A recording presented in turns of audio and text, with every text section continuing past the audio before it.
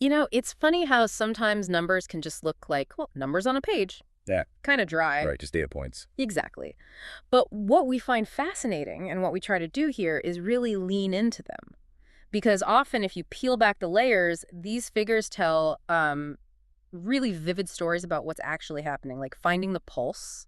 A narrative hidden in the statistics. I agree. And that's our plan today. We're diving into India's goods and services tax, the GST collections, specifically for June 2025. We want to take that main number you might have seen and, really unpack it, understand the bigger economic picture behind it. Because, well, as we'll see, what looks like one thing at first glance often turns out to be much more complex and honestly pretty interesting when you dig deeper. Makes sense. So where do we start? Let's start with the number that grabbed our attention first. India's gross GST for June 2025 came in at 1.85 lakh crore rupees. Okay, 1.85 lakh crore. A big number, definitely. It is. But here's the kicker, the immediate twist. Yes, it's up 6.2% compared to last June 2024. Which sounds okay initially. Right, but, and this is the key part, it's actually the slowest year-on-year growth we've seen in 4 years. You have to go back to June 2021 to find slower growth. 4 years. Okay, that context is important. And one more thing, it was also down quite a bit, 8.2% from the month before, May 2025, which had hit around 2.01 lakh crore. So, seeing that 6.2% growth, the immediate thought might be, okay, slowdown signals flashing. Exactly. That's the first reaction. But I think what's fascinating here, as you said, is connecting it to the bigger picture. It's more nuanced than just slowdown. There are different threads pulling these numbers, different factors at play. It's not just a simple dip. The story is definitely richer. Absolutely. And to really get it, we probably need a quick reminder about GST itself, yeah. Good idea. Just the basics. So GST kicked in back on July 1st, 2017. Big vision, one nation, one tax.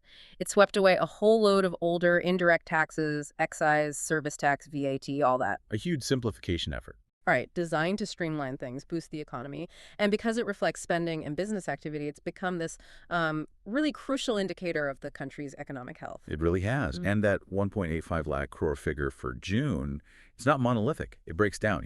You've got central GST, that's CGST, at about 34,558 crore.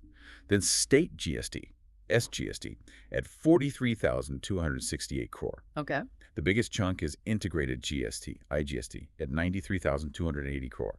And interestingly, a fair bit of that IGST, over 40,000 crore, actually comes from imports. Ah, so not all purely domestic activity driving that IGST number. Precisely. And then there's a smaller component from SAS, around 13,500 crore. Yeah. But we also need to look at the net picture, right? Because there are refunds paid out. Right. How much were those? In June, refunds were about 25,491 crore.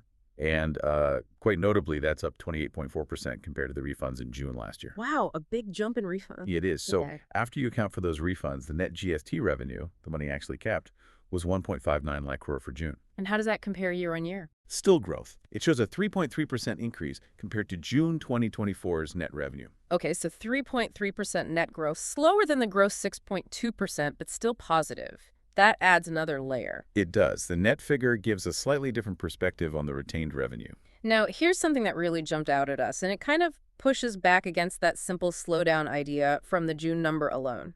If you look at the whole first quarter of this fiscal year, April, May, and June 2025, together the total gross collections averaged, I think, around, the total was 2.07 lakh crore per month on average. No, wait, the source said the total gross for the quarter was 5.8 lakh crore, averaging about 1.93 lakh crore. Let me recheck that first quarter figure. The outline says the average was 2.07 lakh crore across the quarter. My mistake. So total gross collections for the quarter were 6.21 lakh crore, averaging 2.07 lakh crore per month. Right. That sounds more like it. A very strong average. And that quarterly total represents a 9.5% increase compared to the same quarter last year. Nearly double-digit growth for the whole quarter. Which is pretty robust, wouldn't you say? Definitely. So despite June's lower number, the first 3 months of the fiscal year actually started off pretty strong overall. It paints a different picture, doesn't it? It absolutely does. It suggests there's some underlying momentum. That's strong quarterly performance makes you think, okay, maybe June isn't a sign of a fundamental weakening. So the big question becomes, if it's not just weakening demand causing this June dip, what else is going on? Exactly. What explains it? Well, this is where it gets really interesting. We looked back at previous years, and there's a very, very consistent pattern here. Seasonality. Ah, the calendar effect, yeah. It's quite predictable, actually.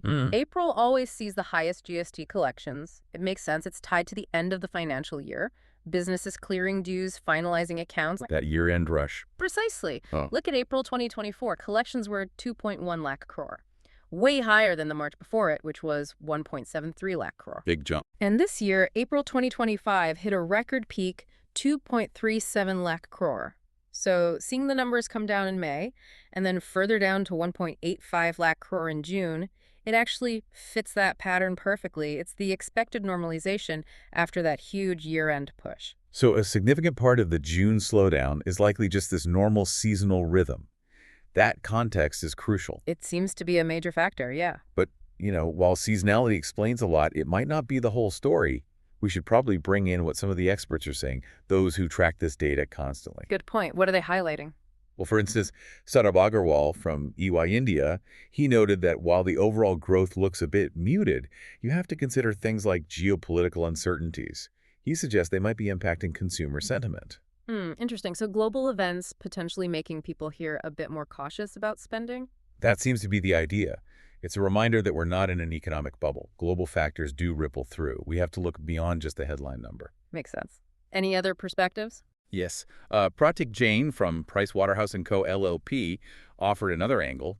He pointed to the combination of that 6% GST growth in June and, importantly, less than 4% growth in advanced tax collections for the first quarter. Advanced tax, that's businesses paying based on expected profits, right? Exactly. Yeah. So if advanced tax growth is sluggish, it suggests businesses themselves might be anticipating lower profits down the line. Ah, okay. So that could signal a potential softening in demand consistent with what, say, the Reserve Bank of India might have also been observing. That's the connection he seemed to be making.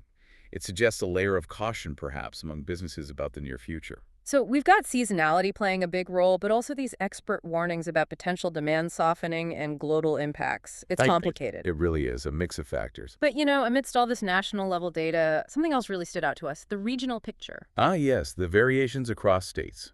Exactly. Even with the overall national growth being slower, we saw some states and union territories posting really strong growth numbers. Places like Nagaland, Sikkim, Tripura, even Lakshadweep and Ladakh. That's fascinating. It shows the economy isn't uniform, is it? Not at all. It's a powerful reminder that even when the national average seems muted, you can have these pockets of really robust activity, localized booms happening. India's economy is incredibly diverse geographically. That regional vibrancy is key context. And if we try to weave that into the broader economic tapestry, again, we see a kind of mixed picture, don't we? How so? What other indicators are relevant here? Well, on the one hand, you look at something like the manufacturing sector. The HSBC India Manufacturing PMI for June, for instance, hit a 14-month high. Very strong reading at 58.5. That sounds positive. It is. And the new export orders within that survey were apparently the strongest they've been since 2005. So manufacturing, especially exports, looking quite healthy in June. Okay, strong exports. But then you look at another broad measure, the Index of Industrial Production, the IIP. For the April-May period this year, growth was just 1.8%. Only 1.8%. How does that compare? Well, for the same period last year, IIP growth was 5.7%. So 1.8% is the significant drop-off.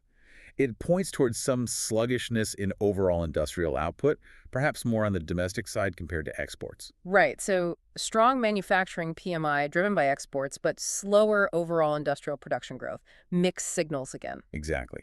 And overlaid on all of this are those global uncertainties we mentioned, trade issues, conflicts. They undoubtedly create caution. Businesses might delay investments. Consumers might hold back on bigger purchases. It's this complex interplay of domestic factors like seasonality and regional strength and these external pressures. Okay, so we've dissected the numbers, looked at seasonality, heard from experts, considered regional variations, and touched on other economic indicators. Let's bring it back to the listener.